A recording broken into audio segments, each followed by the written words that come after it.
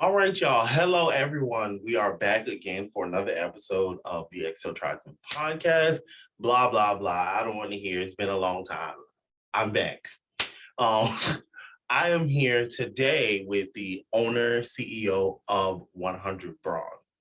I wanted to interview him because I think he's doing good shit in our community. He is constantly innovating, constantly giving us designs that aren't just stripes on a t-shirt or I don't know. I don't know what the people are doing over at other places, but I like that he's thinking outside the box and giving us designs that we actually want to wear and not just your basic tees. And that's kind of what it is. You know, the big box retailers constantly, I feel like they created a box for us that we have to dress a certain way. And the Shawn of 100 Brawn is like, yeah, we're not doing that shit. We're doing something.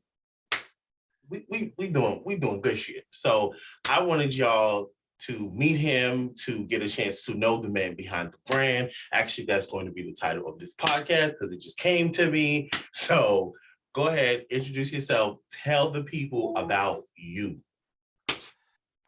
So my name is Deshawn. I am the owner and CEO of 100 Brawn, which is the big man's brand. We cater to sizes extra large to 5XL.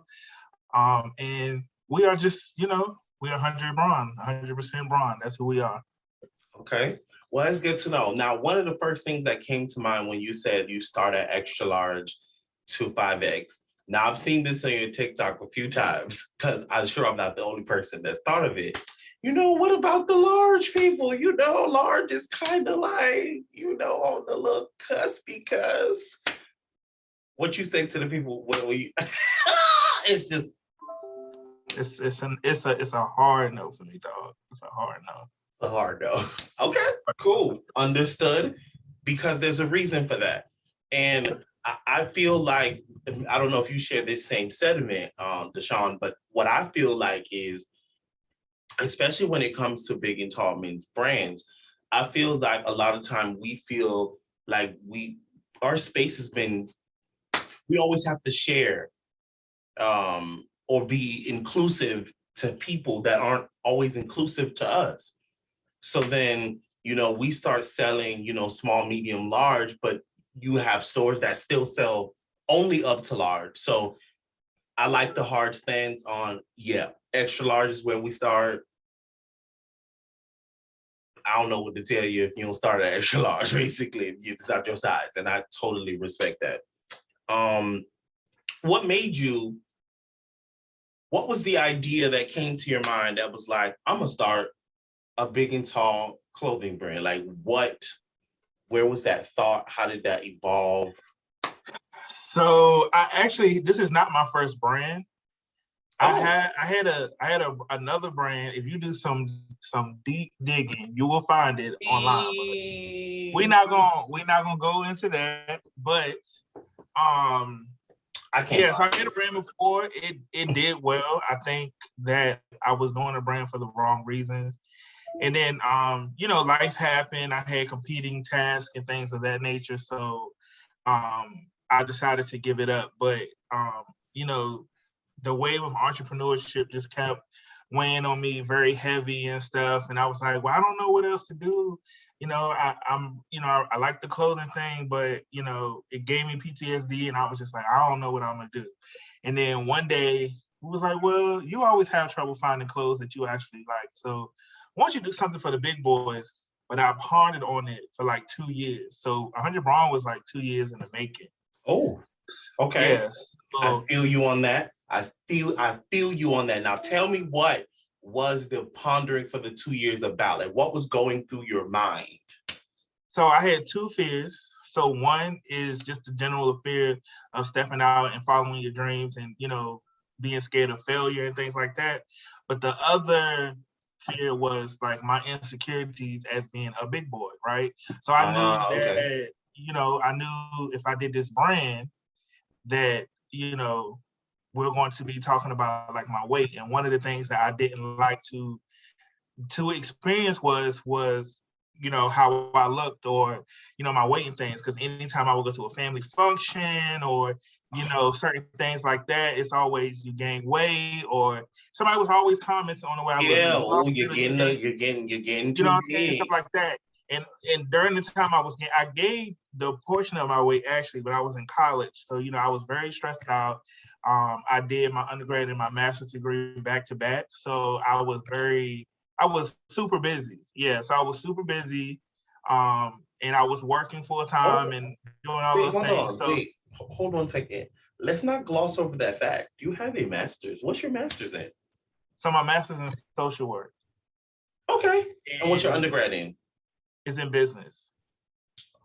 Oh, this is Yeah. why you're successful. Go ahead, continue.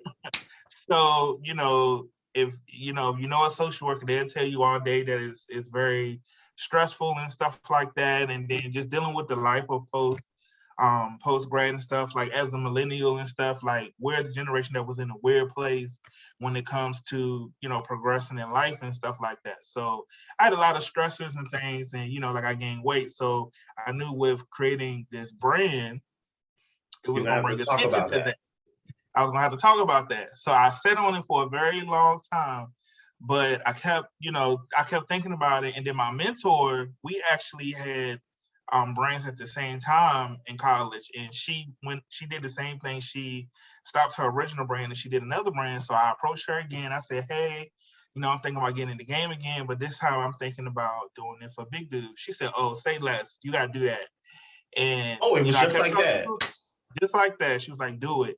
And I was like, I don't know. The fear kept going on. And then one day I called her. I said, yo, I'm serious. Like, I'm gonna stop wasting your time. Like, can you mentor me? And she was like, oh, say less. We about to do this. And here we are. So how long has the brand been from like, hey y'all, I just launched a brand until today? How long has that been?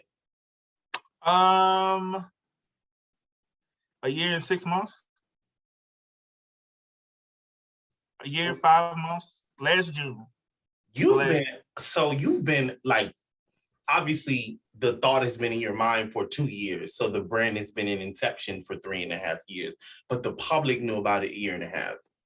Mm-hmm. I mean, I feel like for your brand to take off the way that it did, there has to be a lot of intentionality. There has to be constant, like your consistent game has to be on 10,000 for your brand to be where it is today.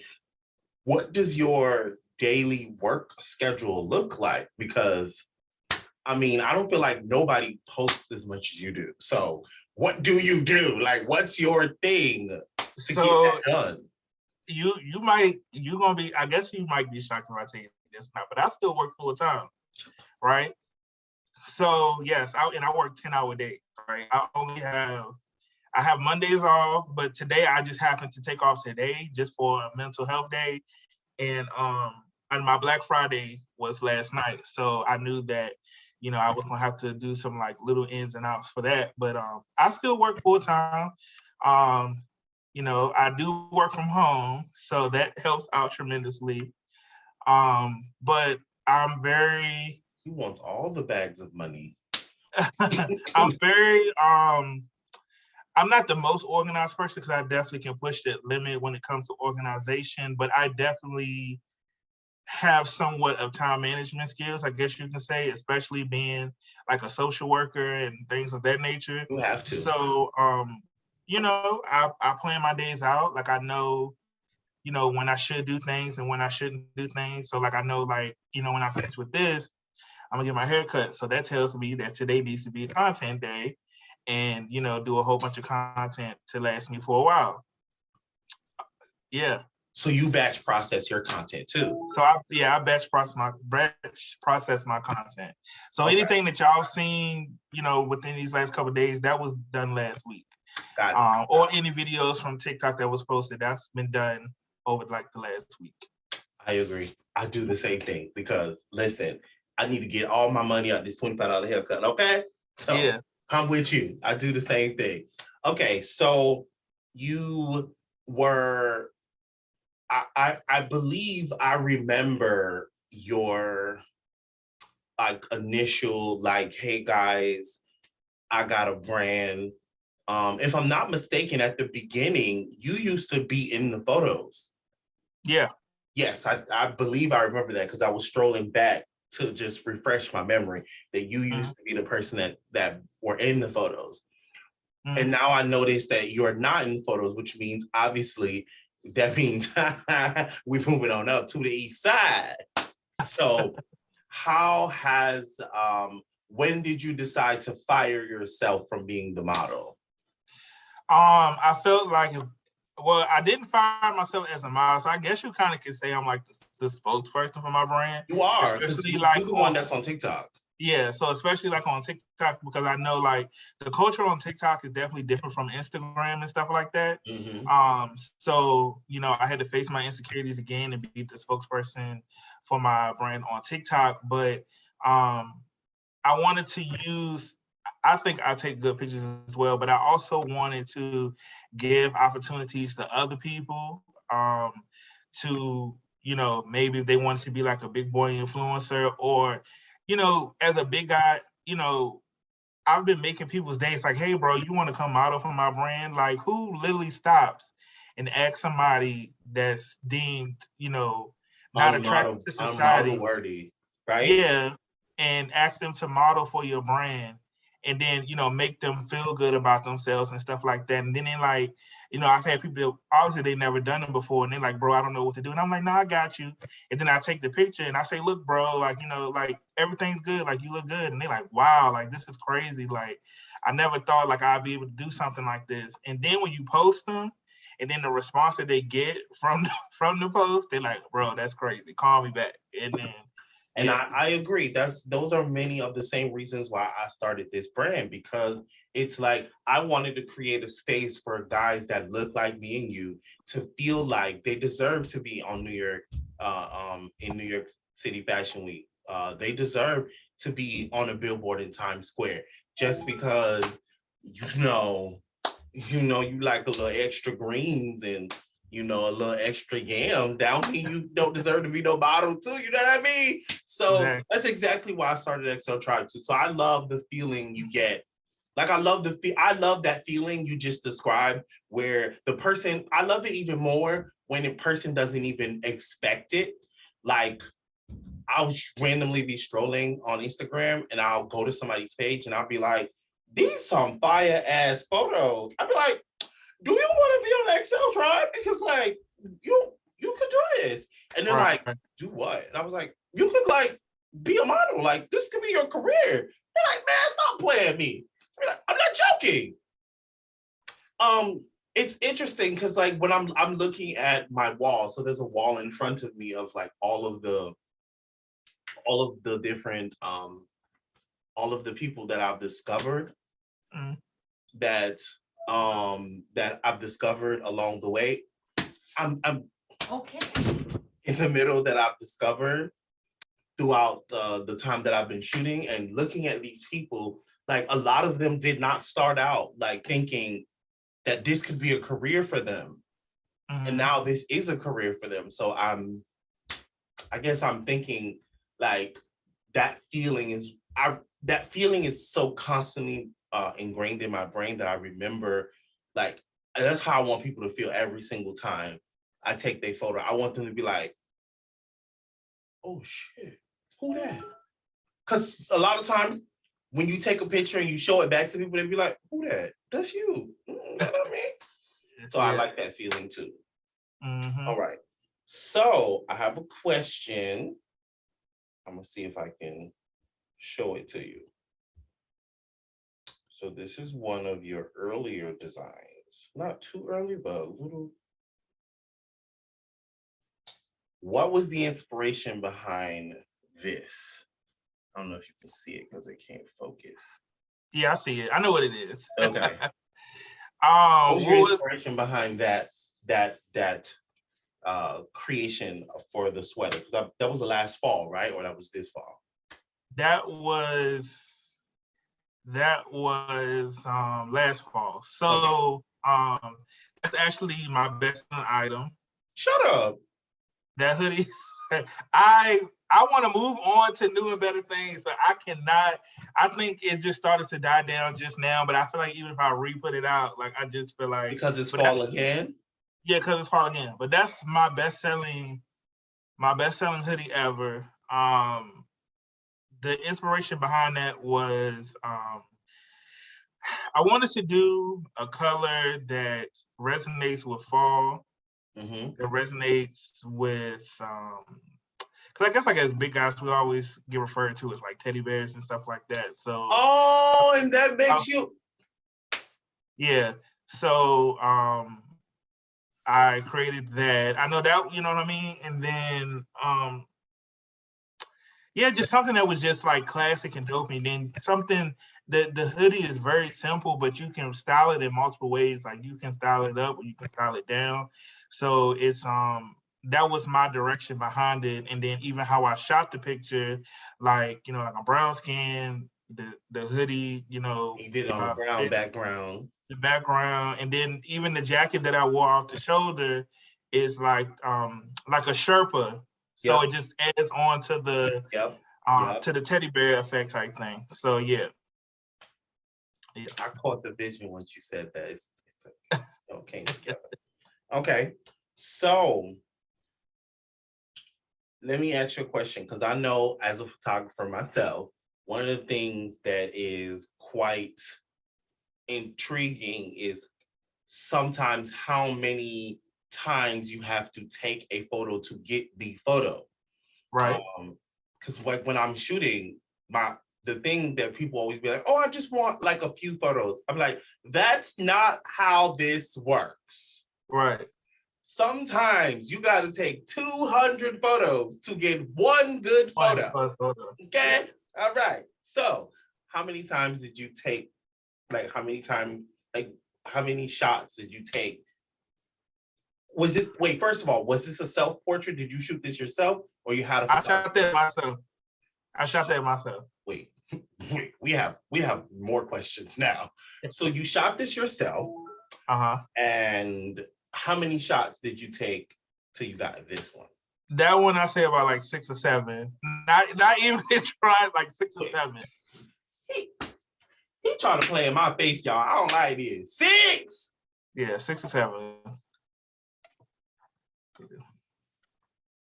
Okay. All right. Only 6?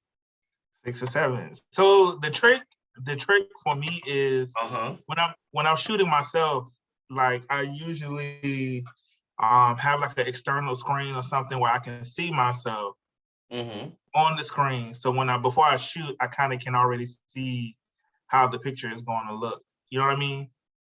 So and then you can't see it, but in my hand I actually have a timer. So I'm in the clicker to take the pictures. Yeah. So and then I just keep snapping the picture until I get the shot. See, for me, self-portrait is always the hardest. Like shooting other people, maybe I can get the shot in like 20 to 30 shots, but like myself, it's definitely gonna be like 200. So yeah, like for me, it's self-portraits I can do very well.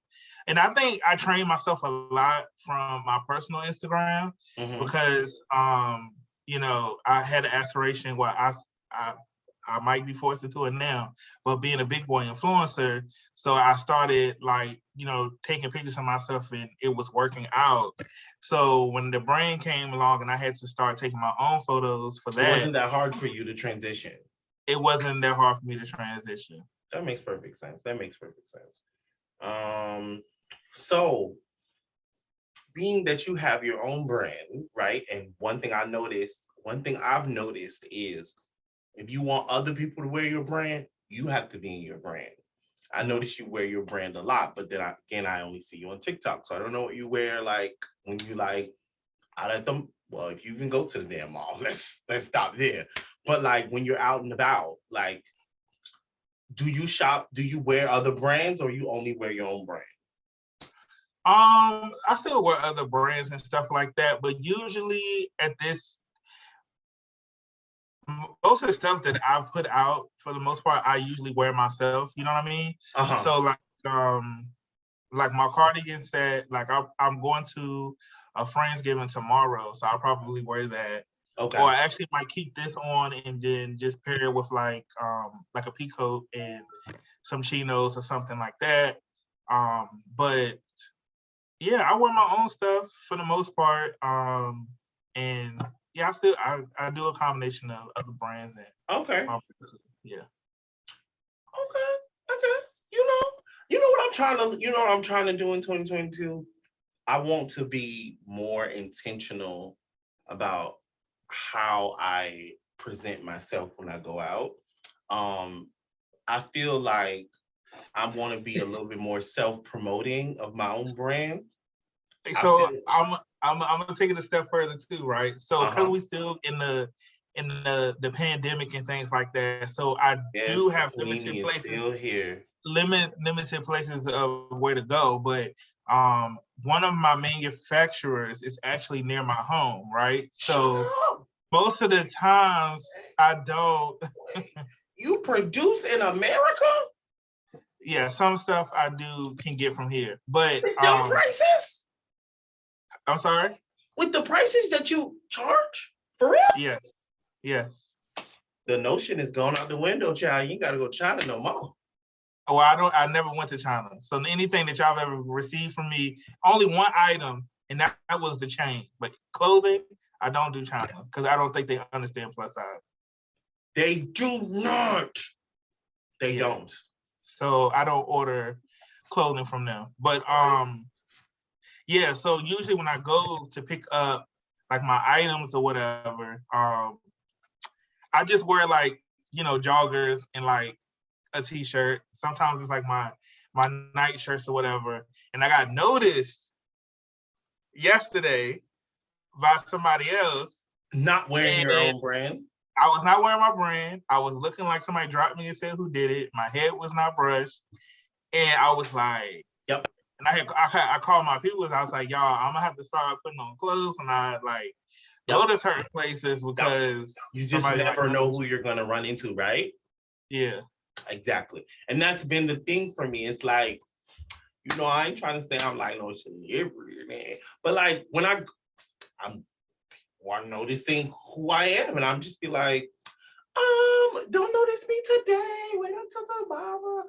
But that's what I'm saying about being more intentional about, when I step out the house looking like, $15 million. I think that's important to me now. Because you never want to be on someone's Instagram looking like who did it and why. Like, it's just not that I necessarily have a problem with it, but I feel like other people perception, well, I don't know. I guess there's a dichotomy here because I guess you can care or not care, but I want to just dress a little better because sometimes I look like how you described when I go to Walmart. And I was like, what if someone sees me here? What if somebody sees me here? So understanding wanting to, elevate myself a little better. So you talked about earlier, having this brand, having to face your insecurities about your weight. So as a big guy myself, I know a little bit about that, but I'll tell you one thing that's very interesting about me, right? I know a lot of big guys that I interview, a lot of big guys that are my friends that I talk to. A lot of them have been, they were always big. They were a big child and now they're a big adult, right? So there's a very different flow that happens when you are a big child growing into a big adult, because more than likely there's some sort of like teasing of your weight.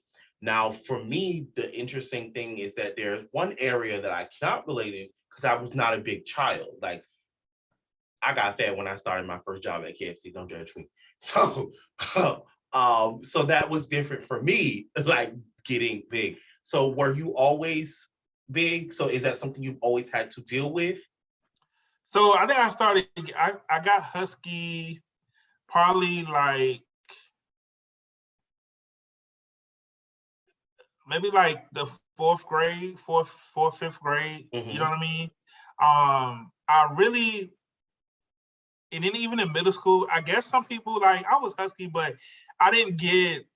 It wasn't like I didn't get really picked on. What the transition that really happened, right? Even before college, I moved from where I was from, right? So I'm from a southern town, so I wasn't big, but I wasn't skinny. But it wasn't like I didn't really get all of the jokes like that. But I moved to the suburbs, and I moved in an area where like Abercrombie was the thing, or like Hollister was, you know what I'm saying? And at that time, I was like an extra large. I could still, you know what I mean?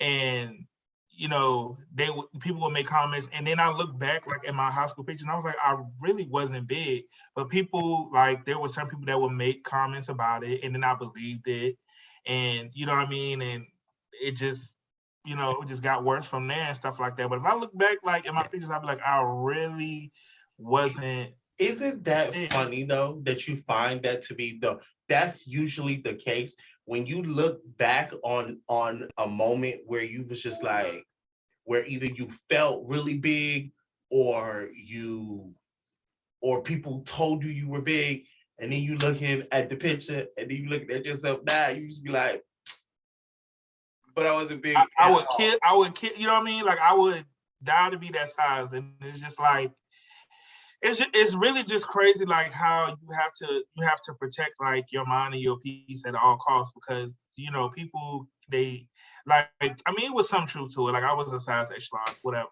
but how they exaggerated it, how they like made me feel, and you know what I mean? Like it turned me into the bigger monster that I thought I was then, but I really wasn't. So yeah, it's crazy. Listen. So you're here. How do you still have those now? Like when you navigate in the world, or do you just like, this is me, this is who I am, I just don't give a fuck? Like, so I'm about 70-30, right? okay. I lied to you. I would be lying to you if I said if I wasn't. So the 30% is just my personal thoughts about how I shake and move about certain things, about me being a big guy. But the 70%, yes, I don't care. Do I want to be healthy? Of course. Do I have aspirations of losing weight or being healthy? Sure. You know what I mean? But in terms of how people want me to feel about myself, or, you know, things that they have to say about people that's larger or whatever, I don't care about that, because a lot of the things that they trying to make me feel bad about, or things that I felt bad about because I was a bigger guy, people that are deemed, you know, good looking deals with that being skinny. Well. So okay. It's no need for me to feel no type of way about it. You know what I mean? So that's just like how, you know, how I feel about it. Like people be like, oh, big people can't, you know, they can't date or they can't find nobody. But I'm looking at my other friends that's deemed, you know, beautiful or whatever, and they don't have nobody. They will look at them and say, on paper, they will say everything about them is great. But you know what I mean? But everything that they want, I actually have it as that big guy. So it's just crazy. Oh, I wish I had a flex bomb right now. Just be like, boom. So I'm just saying that's just one thing. Or people be like, they automatically say all big people are unhealthy. But all of my friends that I've known that have passed away from heart attacks had six packs. So, you know what I mean? I'm not saying that, you know, being bigger doesn't come with those complications, because it definitely does. But you know, just because you physically look at somebody and one is skinny and one is big, that does not tell you what their health status is. So it's just, it does not. Yeah. It's gonna be the clip right here for all you. I'm just concerned about your weight. Fuck you. You ain't concerned about me, bitch. You don't know me. So next, moving on. So you said that when you moved to the suburbs, where Hollister and Abercrombie was the thing, you were wearing an extra large. So what I want to dive into is, so what was your style like when you were growing up? Like what kind of fashion kid were you, if you were a fashion kid to begin with? But what kind of? Okay, so I am from, you know, an area that's very urban, and when I came up, um, I was into like, you know, like the Rockaware, the Nietzsche. Nietzsche. But you know what? Let's I'm telling my age a little bit, but no, we're gonna come back to Nietzsche and Rockwell, but continue. yeah. So Shawn John, what else was I wearing when I was like a kid, or growing up? Yeah, so pretty much all of those popular brands that was going on back then, like, you know, the G Unit and stuff. So pretty much that's what I Oh looked like. God. And Man, I forgot you had a clothing line. yeah, so you know, pretty much during that whole like rap era and everything like that, that's what I wore when I was growing up. And when I made that transition to move to the suburbs, that was around 2006, and it was my freshman year. So around that time, Soulja Boy was hot. So that's when I had like the oversized polo, the striped polo with the baggy jeans and the see-through Air Force Ones and stuff. And I felt like I walked like into like, it was like a culture shock for me because it was totally different. So I came from a place where everybody looked like a rap group. And then I walked into a set of Bring It On. So I'm serious. That's like literally what it was. I'm having a visual of Bring It On right now. I understand. Everyone shops at Hollister and everyone shops at the Gap, and I get it. So you were just very much odd man out because everything that you mentioned, G Unit, Rockaware, Nietzsche, none of those were like what people were wearing. If you know, they weren't wearing that in the Bring It On movies, you know, 1, 2, or 3. That's interesting. So my style has evolved as from a child, but I still wear the same things I used to wear as a child. My style is very rich, preppy rap dude. I don't even know if I can put them together, but like that's always been my style. So like, and it's funny because when I go to certain areas and I see how people dress, and one day I looked at myself in the mirror and I was like, I look like my dad owns a boat, because that's how I dress. I wear very much boat shoes, short shorts, and a t-shirt. Like that's my thing. So now I'm trying to evolve my style as an adult. I'm trying to evolve my style and get into some like layering my pieces, being a little more like I want to be a little more runway-ish with my fashion now. So it's interesting now that I have a brand where I feel like people are looking at me. It's now that I'm evolving my style, because if you see me out, that's what I look like. I have t-shirts, short shorts, and boat shoes. It's my favorite kind of shoes. I love boat shoes. If I had to describe my style today, it's a perfect mixture of my childhood and how I'm developing as an adult. So I would like to call my style urban classic. So that's how I will describe. He said urban classic. I feel like it got. Yeah. So he went to an HBCU, but he got to wear a collar though. That's what he's trying to say. Pretty much. So yeah. So I wore like a vest, you know what I mean, and some chinos, like a knit vest and some chinos, and then I'll even put your on cardigan that you just made, the cardigan set. That's very joggers. Joggers is the urban, and then the cardigan. You know what I mean? Yeah, so I like it. Yeah. That was intentional, I'm guessing, to mix those two styles together. Come Absolutely. on, see, that's what I'm talking about. Elevate the big guy. I like that. I like that a lot. All right. So as we wrap this interview on up, one of the things I want to know is I want to leave people just a little bit better than I found them before they started this interview. So tell us, what are some of your like daily mantras? Because I feel like one thing I'm learning from interviewing people is successful people always do. There's always things that they all do that kind of line up together, that help you understand the steps to success. They all look alike. I mean, you do different things, but there's always one or two things that they all do that you're like, okay, this is the, as they say, success leaves clues. So what are some of your daily mantras, some of the things that you do every day to help the brand be successful? Do it right the first time so it don't be a second time. Oh, That's one. And my mom used to say that to me when I was a kid, and I used to get in trouble all the time.